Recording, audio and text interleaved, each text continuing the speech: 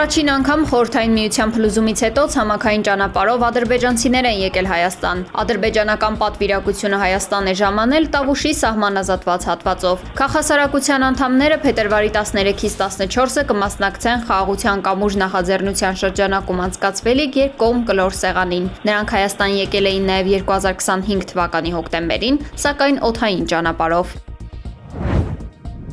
Քիչ առաջ քննչական կոմիտեի խոսնակ Կիմա Ավդալյանը պարզաբանել է, որ բժշկական կենտրոնի տնօրենի սենյակում խուզարկությունները քրեական վարույթի նախաքննության շրջանակներում են։ Այսօր վաղառավոտից իրավապահները խուզարկում են Իզմիրյան բժշկական կենտրոնի տնօրեն Արմեն Չարչյանի եւ փոխտնօրենի աշխատասենյակները։ Մինչ այժմ հայտնի չէ, թե ինչ վարույթի շրջանակներում է խուզարկությունն իրականացվում։ Բժշկական կենտրոնի խոսնակ Աննա Դեմիրճյանը նշել է, որ հիվանդանոցի բնականոն աշխատանքը շարունակվում է, իսկ պլանային վիրահատությունները, որոնք պետք է կատարեր պրոֆեսոր Արմեն Չարչյանը, կկատարեն այլ մասնագետներ։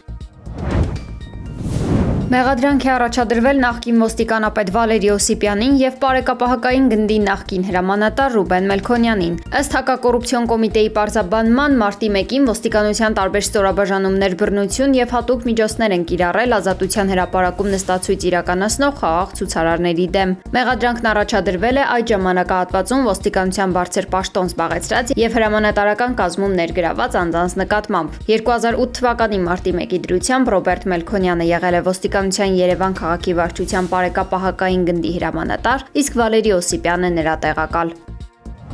This is a big one if you're into environment. ԱՄՆ նախագահ Դոնալդ Թրամփը Իրանին զգուշացրել է շատ ծանր հետևանքների մասին։ Նա հայտարարել է, որ Միացյալ Նահանգները հավանաբար հաջորդ ամսվա սկզբին համաձայնագիր կկնքի Իրանի հետ։ Մենք պետք է գործարքը կնքենք, կտեսնենք, կկարողանանք նրանց հետ համաձայնության գալ, թե ոչ։ Եթե չկարողանանք, ստիպված կլինենք անցնել երկրորդ փուլին, ինչը ավելի դժվար եւ ծանր կլինի նրանց համար, շեշտել է Թրամփը։ We had a very good meeting yesterday with Bibi Netanyahu.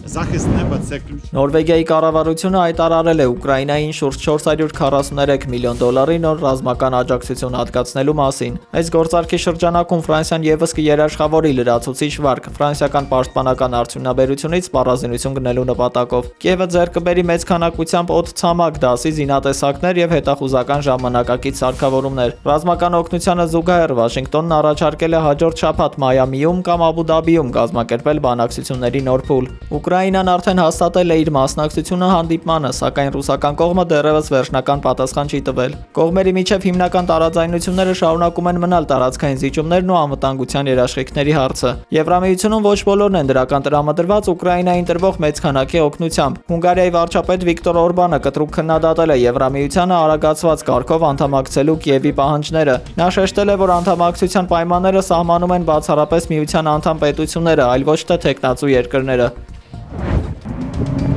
Պորտուգալիայում տեղացած հորդառատ անձրևներն աղետի պատճառ են դարձել։ Մոնտեգու գետը վարարել է, տարհանվել է մոտ 3000 բնակիչ։ Ամբողջ երկրում տարերքը խլել է ավելի քան 16 մարդու կյանք։ Հազարավոր մարդիկ մնացել են առանց էլեկտրականության։ Դադարեցվել է դպրոցների աշխատանքը, փակվել է նաև շուկան։ Երկրի 69 համայնքում հայտարարված է արտակարգ դրություն։ Մեքսիկական երկու նավ բեռնված մարդասիրական օգնությամբ արդեն խարիս են գցել Հավանայի նավահանգստում։ Մեքսիկայի նախագահ Կլաուդիա Շեյնբաումը հայտարարել է, որ սա աջակցության միայն սկիզբն է եւ իր երկիրը շարունակելու է օգնել Կուբային։ Այս մատակարարումը տեղի ունենում Միացյալ Նահանգների խիստ տնտեսական ճնշումների եւ էներգետիկ շրջափակման պայմաններում։ Վենեսուելայից նավթի ներկրման դադարեցման պատճառով կղզում սկսվել է էներգետիկ ծանր ճգնաժամ, ինչը սպառնում է վերածվել մարդասիրական աղետի։ Սպիտակ տունն ակնկալում է, որ վառելիքի պակասը ի վերջո կբերի Կուբայի գործող կառավարության տապալմանը։ Չնայած Վաշինգտոնի սպառնալիքներին եւ հնարավոր մաքսատուրքերին, Մեքսիկան շարունակում է գործնական քայլերով պաշտպանել Կուբայի ինքնիշխանությունը։